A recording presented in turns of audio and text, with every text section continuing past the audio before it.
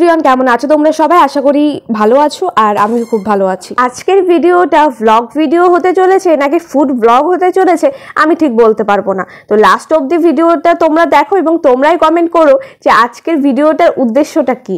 তো যাই হোক, আমি ফার্স্টে দেখছিলাম যে আমাকে টিপ ছাড়া ভালো লাগে নাকি টিপ পরলে ভালো লাগে। তো ভাবলাম যে চলো টিপ পরেই যাই, বাট দেখতে আমাকে কুটনি কুটনি লাগছে, আমি ভালো করে জানি। তো আজকে ছিল আমাদের বাড়ির পাশে একটা ইনভিটেশন, সেটা হলো শ্রাদ্ধ বাড়ি। তো আমার ফ্রেন্ডের ঠাকুমা মারা গেছে, তাই আমাদের সব পরিবার ইনভাইট ছিল বাড়ির সবার। তো বাপ্পি তো কোথাও এখন যায় না, তাই ভাবলাম যে আজকে বাপ্পিকেই নিয়ে যাবো একদম বাড়ির পাশে। তো যাওয়ার পরে ফার্স্টে নিয়েছি হলো আমপান্নার শরবত, যেটা দারুণ বানিয়েছিল। মানে গরমের মধ্যে যারা আসবে আমপান্না শরবতটা খেয়ে তাদের একটু শান্তি মিলবে। তো এই যে এখন আমরা চলে এসেছি মেইন কোর্সে। তো আমরা এই যে সবাই মিলে এখানে বসে পড়েছি, আমি, বাপ্পি আর ওই পাশে দুই বোন। তো তোমাদের সাথে কথা বলতে বলতে দেখো মানে চলে এসছে লেবু, আর একটা ইউনিক জিনিস দেখলাম যেটা শালপাতার কলা পাতা খেতে দেওয়া হচ্ছে, যেটা দেখতে কিন্তু ভীষণ ভালো লাগছে। আর এর মধ্যে খেলে হয়তো স্বাদটা আরো বেড়ে যাবে। তো যাই হোক, এই যে আমরা সবাই বসে পড়েছি। তো তারপর দিয়ে গেছে হলো স্যালাড, যার মধ্যে ছিল গাজর, যেটা আমি আগে কোনোদিন খেতাম না, বাট এখন থেকে আমি গাজর বিট সব খাই। তো এই যে চলে এসছে গরম গরম ভাত, এবং ভাতের পরে যেটা শ্রাদ্ধ বাড়ির মেন জিনিস সেটা হলো লাল শাক। আর খেতে কিন্তু দারুণ হয়েছিল যেটা, আর ঘি ছিল, বাট ঘিটা আমি নিইনি। তো লাল শাক দিয়ে ভাত খাওয়া শেষে চলে এসছে শুক্তো।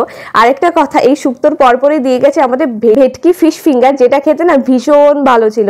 তো যাই হোক, এইটাই মাঝখানে দেওয়ার কারণ হলো, তো আগে হলো ভাজা শেষ হয়ে গেছিল, তো দেন ভেজেছিল, তারপর আমাদের দিয়েছিল। তো এইটা খেতে ভীষণ ভালো ছিল। আমি মানে আরো নেওয়ার ইচ্ছা ছিল, বাট নিইনি, যাই না কেন, বাট একটা খেতেই ভীষণ ভালো লাগছিল। তোমরা তো দেখতেই পারলে যে ভেতরে কত পরিমাণে মানে মাছ ছিল।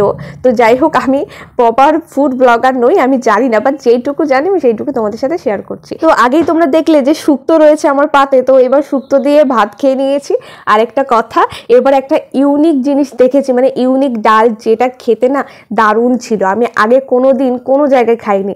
গন্ধরাজ ডাল, নর্মাল ডাল, তার মধ্যে গন্ধরাজ লেবু দেওয়া। তো এত বড় একটা গন্ধরাজ লেবু আমার পাতে পড়েছিল, তো তারপর আমি বাপ্পিকে দিয়ে দিলাম যে তুমিও একটু খাও। তো যেটা খেতে দারুণ ছিল। আর গরমকালে এরকম একটা নর্মাল ডাল খেতে কার না ভালো লাগে বলো। আর প্রত্যেকটা রান্না দারুণ ছিল, নর্মাল ছিল, হেভি ছিল। আমি আবার ওই ডাল দিয়ে ফিশ ফিঙ্গারটা খাচ্ছিলাম, আরোই জমে যাচ্ছিল। তো যাই হোক, এবার দিয়ে দিয়েছে কাতলা মাছের কালিয়া। তো দু রকমের মাছ ছিল, একটা ছিল কাতলা মাছ আর একটা ছিল আর মাছ। তো আর মাছটা আমি খাইনি, আমি জানি না কি মাছ।